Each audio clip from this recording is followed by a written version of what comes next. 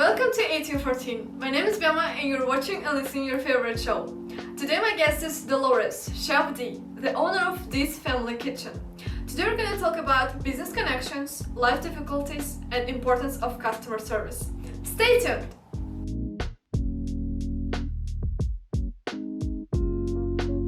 Hello Dolores. Hi. Do I pronounce it right? You did. Yes. So first of all, can you tell me about you and your service? People call me Chef D, and there's a couple of us in Houston, but Chef Dolores Allen with D's Family Kitchen and Build-A-Pizza. I've been with, and I've been in business for 5 years now under D's Family Kitchen. With COVID, we transitioned to Build-A-Pizza. So it's been less than 3 weeks. So basically, we're just getting started, but we've been around. Does that make sense? Okay. Can you tell me about your past? Like, I've read a lot. Like, there is an interview, which you couldn't read, but can you briefly tell me to me? So I am a single mom of 3. I was actually born and raised in Chicago. So I like to bring a little flair to Houston. But my history is I was the older sister of 7 siblings, and I just had a passion for cooking. And I just used to go in my mom's cabinet, just pull down food and just make things. I took cooking classes in school. I was that geek that loved to cook. And so my passion, I started with family. It's always been about family. So D's Family Kitchen started with family, food, friends, and love, because that is the basis of it all in everyone's life. Food will always be there, and food brings people together. So my mom, basically, she taught me how to cook. My grandmother, everybody in my family, we all love to cook. So I started with that, but as I was getting older, I had a more and more passion for it, and I decided to go to school. So I said, I want to learn what the chefs are doing, And so I went on that journey. It was hard, 3 children, going to culinary school. But I did it. I finished in 2009. And then I said, you know what? I don't want to work for an executive chef or anyone. I want to work for myself. And so I started on that journey, but decided to do it in Houston. And because people always say, why Houston? Yes, why Houston? That was my question here. Why Houston? It was something that was new and fresh. I was ready to explore the world. I've only been in Chicago. I think I traveled a couple times. But other than that, it was just something that it was like warm weather, number one. Getting away from the cold of Chicago. And so just a lot more you can get in Houston than you can in Chicago. So that was what brought me here. I came here alone with my 3 children. Yeah, let me read the part of the interview. In 2006, I started on my own path to become a certified chef at the Illinois Institute of Art, Chicago. I worked hard at my full-time job, raising 3 children as a single mother, and attended school at night. I succeeded and graduated in June 2009 and became Chef D. Allen. Yes. I was very excited about moving forward with my dream. It was very satisfying to be a role model for my children and family. Aww. How did you do that? Goodness. Well, you know what? My family and friends, if you ask them about me, they would tell you that I've always, no matter what, always got through the tough times. That's because I strive for more every day of my life. I have people here who still getting to know me, and they say, oh, you do too much. I don't do too much because I'm not there yet. I'm not there where I want it to be. So I basically strive for that, and I strive for my children. I want to be a role model to not only them, but my family members. I'm an aunt of, 13. And so I want them to look at me and say, I want to be that. And they've said that to me. Even my cousin's kids have said that to me. I want to be like Cousin Dolores. They call me Lois.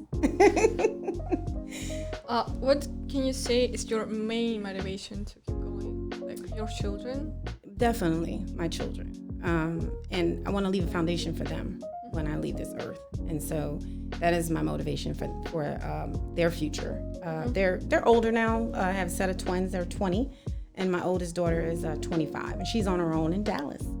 But future grandkids, we're not talking about right now, okay? But future grandkids and for them that they can have a legacy. I just bought my first home, last year, and so I think about leaving that home for them, leaving this business for them. It's all for them. So it's been a long way, right? Yes. So what kept you going? Like when you had like really bad times, what was your thought or idea that helped you going? I always say to myself that I don't know, nothing has came easy to me at all. But for some reason I have this inner strength that I believe is from my family, because we've all had a tough time, and failure is not an option for me. Okay, if there's something goes wrong, I figure out a way of getting over it all the time. Just my car got stolen while I was going to school in Chicago, and so I was on the south side of the city, and I needed to go downtown to go to school, and I needed to get the twins and my daughter over to their sitters on the west side of the city. So it was like I woke up every morning at 5 a.m., got them up, got dressed, got on the bus, took a train, got on the bus, took them on that side, got on a train to go to work. And then at night, go back, take them to their sitter at night, and then get back on and go to school. That's the type of person I am. I never give up. So I eventually got a new car, but it was months later. But that's what people need. They need to keep going no matter what, because there's always going to be obstacles. It's just how you get past them. So do you remember the moment when you everything is started going well? I did. I finally, someone kept pushing me. I was here in Houston by this time, and they kept saying, you're never going to have everything that you want to get this business started, but you got to get going, and I was like, but I want this, I want that. And so I took his advice, and I said, I need to get going. And so my daughter and I, whenever a coworker or someone would want food or whatever, and I would say, I can cater, So that's why I started doing friends and family events, and years later, weddings. Like, I've done a few weddings of 300 plus people, and wow, that is why I'm like, I never forget. I have I think it was not an Instagram. What is it? Snapchat of my first wedding. And I just was like, I got through it. No sleep, but I got through it, And so, when you get there and make people's moments, I always say moments last a lifetime. If you get there and make other people smile, that's for me. Yeah. So you've been in catering for a long time, right? 5 years. But I started, with, like I said, friends and family. I officiated the business in 2015, but I started in 2010. Yeah. So what do you think is the main difference of catering, like from other businesses? Well, I put my personal touches on my events. I do specialty butters, where I would basically shape them into whatever shape. I'm actually got a wedding next year that is Harry Potter wedding, and I'm actually doing their butters in the Harry Potter theme. And I try to think about, because everyone has like a theme color, some type of theme for each event, right? So I try to make it focus on them and making sure that it looks the same, no matter if it's the food or whatever, it looks what they want. So that's the special touch that I do. And with Build a Pizza, I'm doing the same thing. I'm basically wanting people to have that experience and knowing that they are getting food from a chef.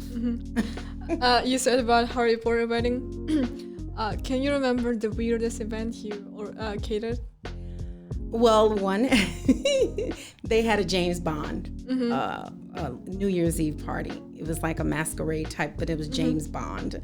And I didn't do any specialty butters for that one, but it was because it was appetizers. But basically, the menu was set up with James Bond, and he had his, gun on it. So I do these specialty menus as well. So that goes along with it for free.